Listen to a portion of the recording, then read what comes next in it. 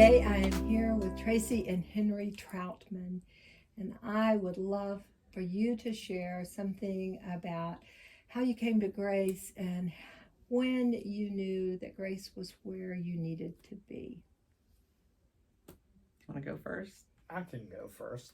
Okay. I was raised in the Episcopal Church in Atlanta and was baptized there. And when we moved to Gainesville, we kind of moved around and had a hard time finding a good church home. And we were at the First United Methodist Church for a number of years. I'm a musician, and I enjoyed my giving back time to the church and the community through my talents of playing music. So I got to play with the praise band for a good number of years and kind of got phased out. So we started looking for another church home, and here we landed. I got here because of Rosemary Dodd. Henry and I did come to like a fundraising event or something with Molly and Keith Rooks, maybe more than one time, and it was so fun and just it felt really laid back and welcoming and all the things. Probably the reason why we didn't was because I was a little hesitant. I would maybe use the word afraid of high church because I don't know how to do that. So that's probably why I was like, oh, well, this is a lovely place, but that was probably my attitude. But after I got to be good friends with Rosemary, she commissioned herself to do an artwork for Stuart's office. And she had gone in and measured the space between the two windows and had this humongous canvas. And I was at school one day and I got a phone call with a message that said, you must come by the studio when you get out of school. So I went over there and she had this humongous canvas. I mean, it's wider than my arm spread. And she had sketched on the canvas that still had the plastic on it with chalk pastel. And so I'm looking at it and it's cool because we've been talking about she's going to do this picture of nuns. It all started, she saw nuns that all dressed in pink when she lived in the Philippines. And so she had this whole idea in her head about it. And I helped her do computer research. And as soon as we started doing that, she saw, wait, there's nuns in red. There's nuns in orange. What is this religion? What is that? So it went from pink nuns to women who pray. I mean, pretty quick, actually. So I would print her off, pictures. So she'd had all this and she just like, bam, put it all up on this canvas, but it was in pastel chalk on the plastic. And I was like, Rosemary, this is fantastic, but don't breathe because if you try to move it or anything, it's going to be gone. So she says, good problem solver. She goes, I know what I'll do. I'll just take a picture of it. So she did. And now they can like take that sketch and make it on a canvas. Excuse me. So she got a canvas, big old canvas back. But now this is canvas number 2. Okay. So she started working on it. She didn't like it. So we made canvas number 3, gigantic canvases. And I think she kind of knew that was a bit much, even though Rosemary didn't usually think that about much of anything, especially when it came to her artwork, But anyway, during COVID, she started working on it. She just got too frustrated. And before I wasn't allowed to go into the Phoenix, or she wasn't allowed to come out, she was like, it's too much. It's too much. I said, I have an idea. Let's take a picture of it where it is, have it put on a smaller canvas. well, then this will be the third canvas that I've wasted and blah, blah, blah. And she gets all, and I said, stop. You do the small version and I'll do a larger version in fabric. Sounded like a fun project. What else do I have to do? Sounds great. So I did it. It took about 6 months, maybe. Yep. It was a long time. Nobody could come and stay in our guest room because that's where the canvas lived. You weren't allowed to touch it. That's right. And she worked on hers, and then COVID made it longer and all the things. Finally, we got to going to bring it to Stuart's office. And I did not know Stuart, and my friend Beth Neidenbach was going to church here. And so I said, will you go with me? So she said, sure. So then she called me. She said, well, Stuart's insisting that we go to lunch first. Okay. So I go to lunch, and I'm not going to lie. I mean, I'm nervous, it's high church and he's got a collar and, it's like, and we were like peas and carrots. I mean, it was just so delightful. I was so put at ease. I was about it. Mm-hmm. So that was all great. And I do remember saying at some point in time, probably not that day, he had a little birthday celebration thing. Because, isn't his birthday the beginning of August, yes, I think? It is. Well, Rosemary's in August. Mine's in August. Henry's is in August. I, however, am not of the elite Leo crowd. I am a Virgo. But still, we had a show the picture and celebrate Stuart's birthday gathering. And so it was just, the whole thing was just so lovely. And I think on that day, also Julia Cromedy came that day, who's also a delightful pearl that I received being friends with Rosemary Dodd as well. Mm. But I remember saying to Stuart that day, are we going to still be able to be friends if I don't go to your church?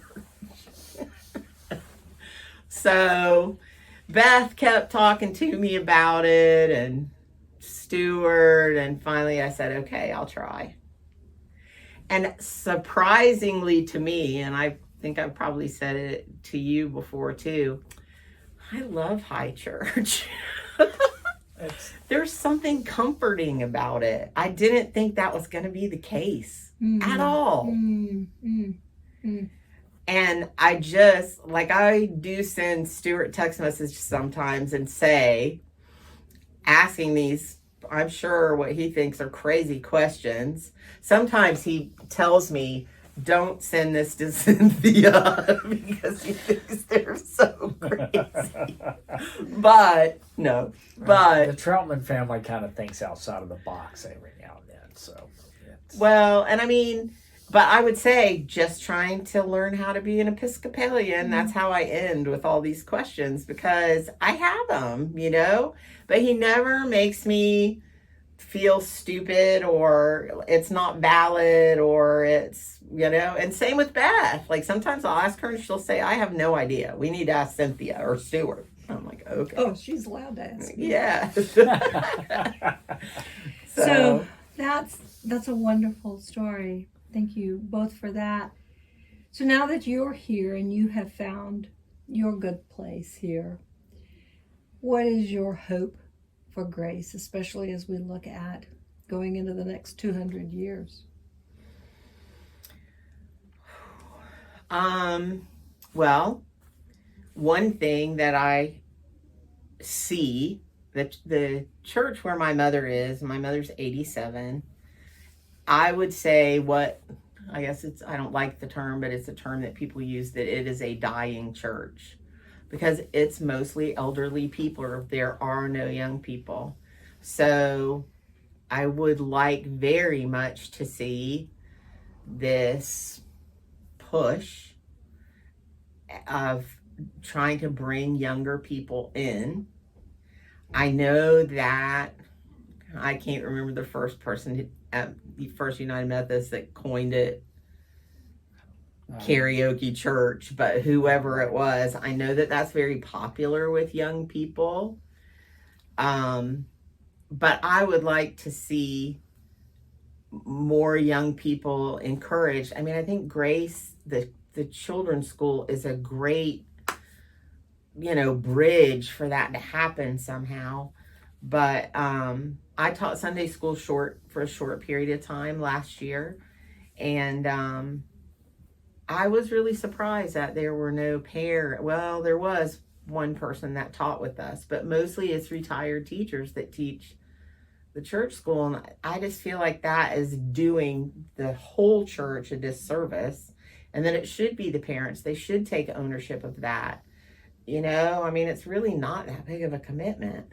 And the way that godly play is the bomb of how children are taught here. That is another thing that I just thought was so great. I really, really, really love it. My children did Montessori, so it was familiar, but super, such the best way, I think, to teach children. So cool. Loved it so much.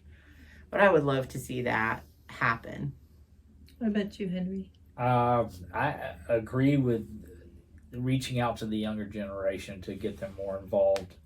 I was in the karaoke band, so at First United Methodist, and I did that I worked with the youth for 7 years doing youth music and building bridges. And one of the things that I always tried to do with the youth when the kids would get frustrated with the music, nobody's listening, and I always told them, I said, look, it doesn't matter if there's 150 kids in that room, as long as one person hears something that they need in their life. And that's important to me, that,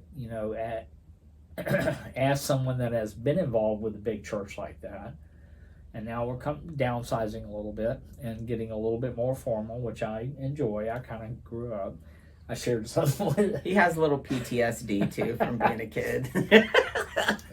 My parents jumping in between the children when we were in church in downtown Atlanta at St. Luke's Episcopal. And what did I say? What I shared with you this morning? Oh, right. Folding. She would get the program and she would fold the page, dog ear the page in the hymnal so that she could just open it, and then towards the end of the service she would spend a lot of time trying to fix the page. As a child, I remember that. So, I don't know. I enjoy what is happening here. I've got friends here, but yes, we want to be involved in a younger generation, and it's important to us that we have relations with. Our good relations with our children and their friends, and our house has always been an open house where anyone can come and visit and stay if they need to, leave the keys right there, and spend the night if you have to, because it's always been a safe home. And that's what I feel about this church also. This is a safe place. That's actually perfect.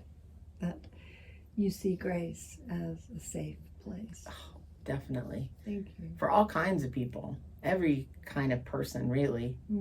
That's our hope. That's our hope. That it looks like the kingdom of God. Yeah.